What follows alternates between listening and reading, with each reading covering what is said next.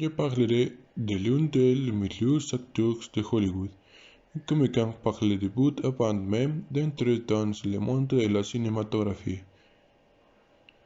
Dwayne Douglas Johnson, également connu sous le nom The Rock, est né le 12 mai 1972 à Hayward, en Californie. Il est le fils d'Etta Johnson et du lutteur professionnel Rocky Johnson. Au cours de ses années de lycée, Dwayne a commencé à jouer au football et rapidement il a reconnu un boxeur complet de l'Université de Miami. Dwayne est blessé à 12 qu'il a écouté une place dans NFL.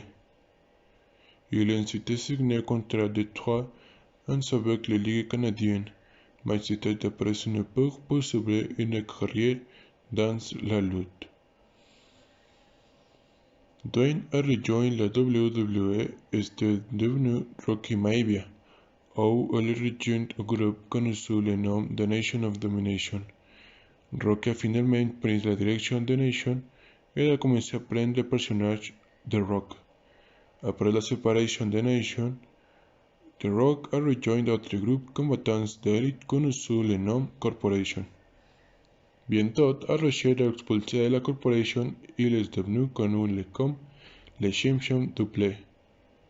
En 2000, The Rock a pris le poste WWE. Dwayne, ils se sont séparés en 2007 après avoir une fille nommée Simone Alexandra en commun.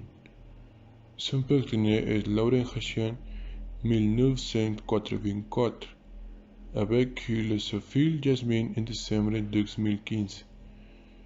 2018, leur deuxième fille est née, qu'ils s'appelle Diana Hia. Ils se sont mariés en 2019. Son travail en tant qu'acteur commençait par ses apparitions dans des séries de télévision en Star Trek Voyager, 16 Marabouts, 310X. Il a fait ses débuts au cinéma avec Longshot, 2000, et plus tard il a joué dans The Scorpion King, 2012, El Tesoro del Amazonas, 2003, Doom, 2005, Papa por sorpresa, 2008. Ses films les plus récents sont Baywatch, 2017. La même année, il participait à l'aventure Jumanji en 2017, dans Rampage Project en 2018. La même année, il a joué dans Skyscraper 2018.